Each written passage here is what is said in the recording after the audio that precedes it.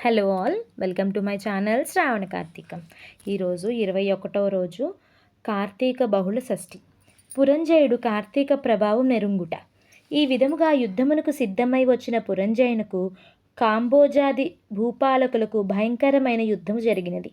ఆ యుద్ధములో రధికుడు రధికుని, అశ్వసైనికుడు అశ్వసైనికునితో, గజసైనికుడు గజసైనికునితో, పదాతులు పదాతి సైనికులతో, మల్లులు మల్లయుద్ధ నిపుణులతో, ఖడ్గ గద బాణ పరసుపు మొదలగు ఆయుధాలు ధరించి ఒండోరుల ఢీకొనుచు హూంకరించుచు సింహనాదములు చేసుకొనుచు సూరత్వ వీరత్వములను చూపుచు భేరీ దుందుబులు వాయించుకొనుచు శంఖములను పూరించుకొనుచు ఉభయ సైన్యములు విజయాకాంక్షులై పోరాడిరి. ఆ రణభూమిని ఎందు చూచినను విరిగిన రథపు గుట్టలు, తెగిన మొండెములు, తొడలు, తలలు, చేతులు, హాహాకారములతో దీనావస్థలో వినిపిస్తున్న ఆక్రందనలు, పర్వతాల వలె పడియున్న ఏనుగులు గుర్రముల కళేబరాల దృశ్యములే. ఆ మహాయుద్ధమున వీరత్వమును చూపి చచ్చిపోయిన ప్రాణుల తీసుకెళ్లడానికి దేవదూతలు పుష్పక విమానములపై వచ్చిరి. అటువంటి భయంకరమైన యుద్ధము సూర్యాస్తమయం వరకు జరిగినది. కాంబోజాది భూపాలుర సైన్యము చాలా నష్టపోయెను. అయినను 3 అక్షౌహిణ్యుల పురంజయుని సైన్యమునెల్ల అతి సాహసముతో పట్టుదలతో ఓడించినది. పెద్ద సైన్యమును పురంజయునికి అపజయమే కలిగెను.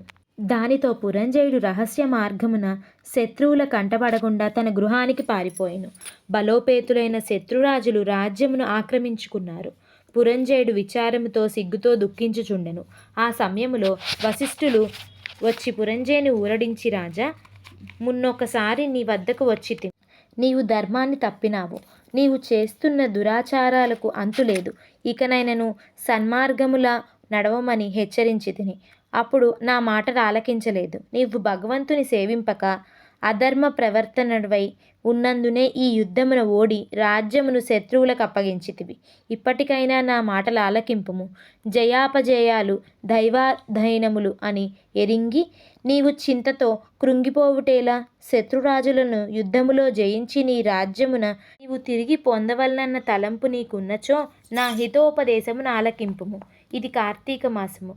రేపు కృత్తికా నక్షత్రముతో కూడిన పౌర్ణమిగాన స్నాన జపాది నిత్య కర్మలాచరించి దేవాలయమునకు వెళ్ళి దేవుని సన్నిధిని దీపారాధనము చేసి భగవన్నామ స్మరణ చేయుట, నాట్యము చేయుట ఇట్లొనర్చినచో నీకు పుత్ర సంతతి కలుగుతుంది. అంతేకాదు, శ్రీమన్నారాయణుని సేవించుట వలన శ్రీహరి మిక్కిలి సంతోషముంది నీ శత్రువులను దునుమాడునట్లు నీకు చక్రాయుధమును కూడా ప్రసాదించును.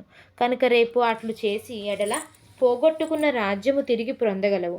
నీవు అధర్మ ప్రవర్తనుడివై దుష్ట సహవాసము చేయుట చేత కదా నీకీ అపజయము కలిగినది.